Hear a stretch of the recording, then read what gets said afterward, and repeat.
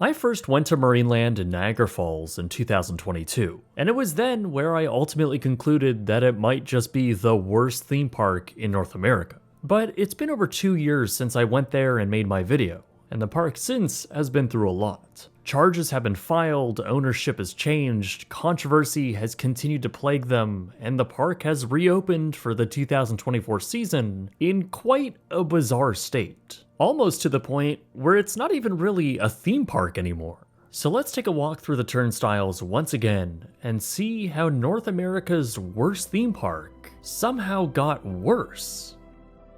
So after my last visit, I had kept up with news regarding the park since I wasn't really sure how much longer they would continue to stay alive just as a business. Back when I was there, the theme park was mostly a ghost town, and there were really no future plans to expand or even change anything about it. Marineland has continued to stand as basically the exact same park for decades now. Its more recent stagnation is likely because the ownership of the park has defaulted to Marie Haller, the now 85-year-old widow of Marineland's original founder and owner, John Haller. So you would stab me if you had a knife? That's right. Wow. And since his death and my last visit in 2022, there has been quite a lot of controversy surrounding the already controversial and widely hated park.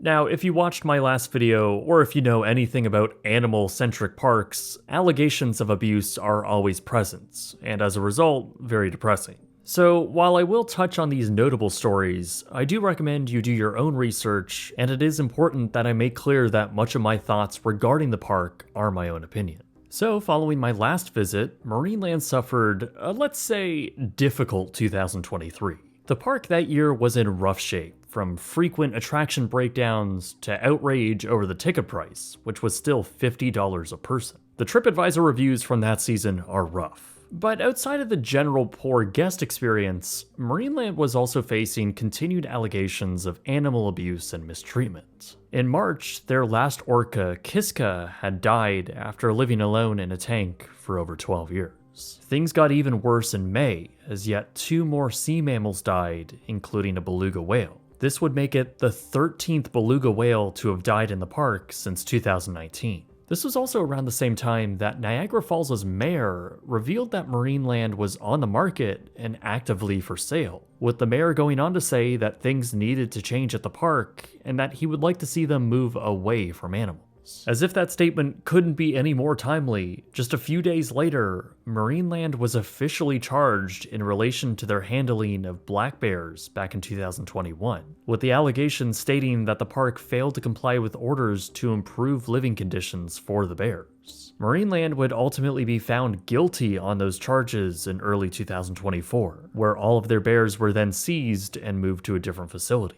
Okay, so obviously that's all very depressing, and Marineland was rightfully slammed by the media and by the public. Many outraged on how the park was being run, now with guilty charges being handed down against the park.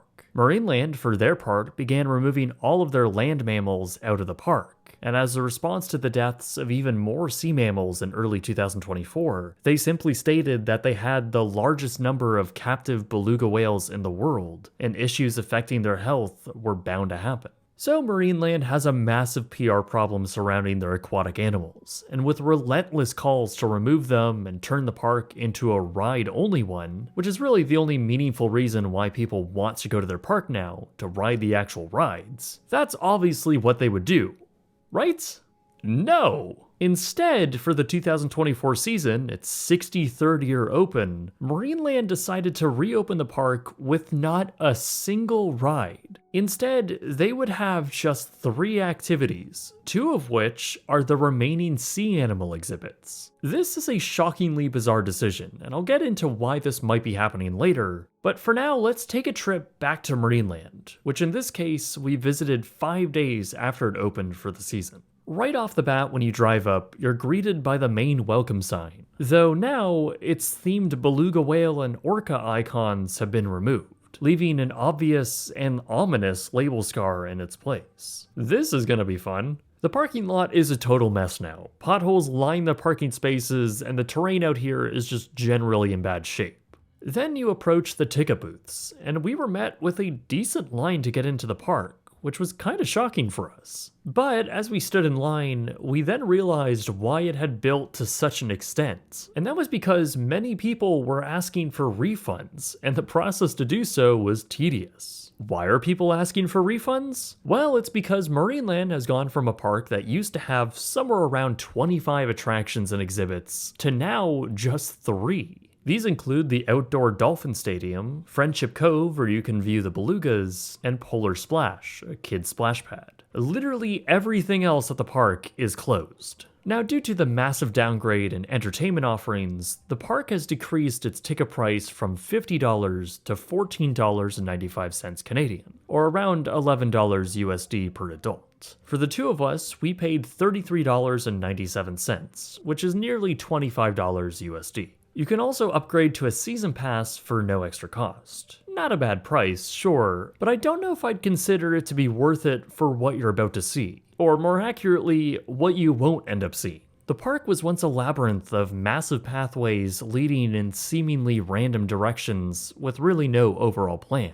Many of the now closed attractions were situated along them, and instead of letting guests wander around the primarily dead park, large swaths of once open land is now closed off with temporary barriers. It's actually pretty shocking to see how massively this park has declined in size. Where originally guests could access all of this, now it's just down to this relatively tiny area. When you first walk in, you're met with another reminder of the park's insistence that it's an institution for good, as plastered front and center is a sign displaying the ethics the park supports. I'll let you draw your own conclusions from that, but I find it hilariously ironic that the promotional image the park wants you to look at is kids breaking Marineland's own rules. Anyways, you'll soon notice that not a lot of people are in this park, and once again, those wide open pathways make this entire place feel a lot more ghostly and empty. That applies to the first attraction in the park, the Dolphin Stadium. Marineland no longer operates shows here. That was something they were at one point being charged for, as some claimed that the mammal shows were more geared towards entertainment rather than education,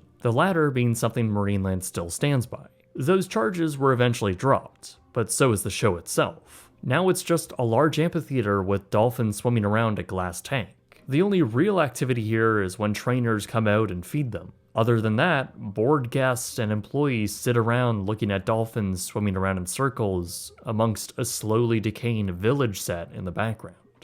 Pretty depressing. Okay, moving on. Below the amphitheater is an old gift shop. There was once tons of merchandise you could buy here, including a comical mountain of blow-up orcas. Today, it's completely empty, looking like a long-closed and deserted Sears store from the 1970s. Now, if all this action is making you hungry already, well, too bad. The former Hungry Bear restaurant is also now closed. Kitchen appliances within are covered in plastic, leaves dot the floors, and for some reason, it looks like there's a part of a ride vehicle in here. Elsewhere in the park, you'll find poles that used to have signs on them adjacent to the meandering pathways, which are also now blocked off. Beyond them are clearly unswept pathways which now lead to unused sections of the park. You'll notice that you'll also be sharing these enormous pathways with other vehicles. It won't be uncommon to see pickup trucks or utility machinery driving through. Finally, you approach the two other attractions at the park. The first is the Splash Pad, a seemingly fine attraction for little children, and one which honestly seemed to have been getting quite a bit of use that day. Meanwhile, Friendship Cove is just as depressing as ever. The side where Kiska once inhabited is now blocked off above ground, now being used by beluga whales. It's definitely pretty amazing seeing these incredible creatures and hearing their distinct vocalizations, but it's also pretty sad seeing them in an aging, objectively small tank. There's just something very off-putting about this area. And, oh, wait, that's it. Both pathways that would have led further into the massive park are now blocked off and guarded by park employees sitting at picnic benches. So overall, Marineland is a pretty bad theme park experience. It's barely an experience. Despite the ticket price being so low, it still feels like a bad value considering as an adult, you can see and do everything in around an hour, and even that might be generous. But why is the park formatted this way? Well, the park actually found a buyer after it was put up for sale in 2023. A sale apparently went through for all 1,000 acres of land to an undisclosed brand new owner. Who that owner actually is? Well, nobody really knows, but we do have a few clues as to who it might be. The land itself is very valuable, and there's a lot of it. At 1,000 acres, it's likely worth well into the hundreds of millions of dollars. So a new owner would have to have a lot of resources to draw from, and the city has already made it clear that they do not want housing to occupy the land. So it also has to stay zoned as entertainment use. That makes whoever this new owner is a very interesting proposition, but one which hasn't made it all the way to the finish line yet. Ahead of their 2024 opening, the park did state that the new owner hadn't yet taken over, instead saying that this season would mark a transition period. Specifically, quote, Marineland prepares for a strategic evolution and redevelopment. What that actually means? Well, we don't exactly know. It's also a mystery as why the park decided to open with no attractions. It could be because this new owner failed to or deliberately didn't register their rides through the Canadian government. And with none of them certified, they obviously couldn't open with them. Whatever the case may be, none of the attractions have been moved or torn down. In fact, all of them are still standing today, including the most identifiable one, the Skyscreamer. It continues to stand as the park's main icon and can be seen for miles, including prominently inside the park, though for now, it's just sitting there effectively abandoned. Other attractions like Deer Park, which also dots the current pathways, are just walled off, while others beyond the barricades also still stand. From the air, the park still looks largely the same as it always has, just the majority of it is a ghost town. Clearly, some areas are worse than others, as keeping 1,000 acres of land clean and manicured is almost an impossible task, especially for a park running on fumes. Notably suffering is Dragon Mountain, the park's only roller coaster, and perhaps the weirdest roller coaster in North America.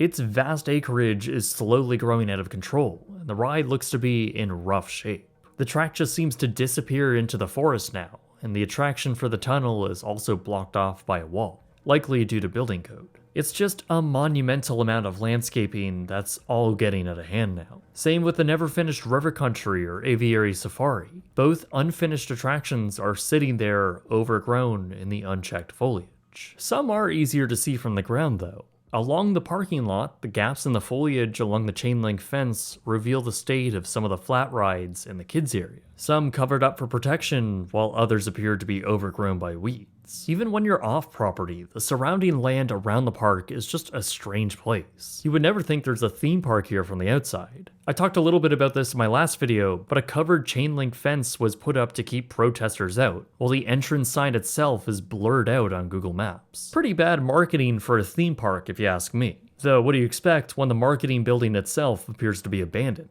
Even down the road was a campground Marineland was once affiliated with. That's now completely abandoned, and it's actually a place that I checked out on my first trip here, but never included it in the original video. At that point, much of it was still intact. However, today, there are just a few reminders of what once was. The pool has been ripped out, the playgrounds are being swallowed by weeds, and the sign for it has been long consumed by the brush. Honestly, for me, and in my opinion, it's shocking how bad management has been for this park. To most people in the theme park industry, fans, and even the general public, it is obvious that they need to lose the captive animal elements of the park and focus solely on rides and attractions. And yes, changes were coming, but they literally did the exact opposite. This was such a baffling decision to me that I just had to come check it out. And lo and behold, this park, which had already been rated as the most disappointing tourist attraction in Canada, somehow has made their guest experience even worse. There was such an obvious path forward for the park, and if they wanted to get rid of all the constant PR issues they've had, the same ones which have led them to sue multiple people, ban reporters, and put up a fence around the park, they could have, and if they continue to operate into the future, still should remove the animals from the park. Not using animals as entertainment, not gaslighting people into believing this is about conservation and preservation, but to focus on the only aspects people actually like and don't have to feel weird about when enjoying. I think we're all at a point now where we can reasonably agree that exhibits like this are no longer appropriate. Nobody wants to see large sea mammals like orcas and belugas in for-profit, entertainment-based, captive environments. There's a reason why the government of Canada outlawed it into the future.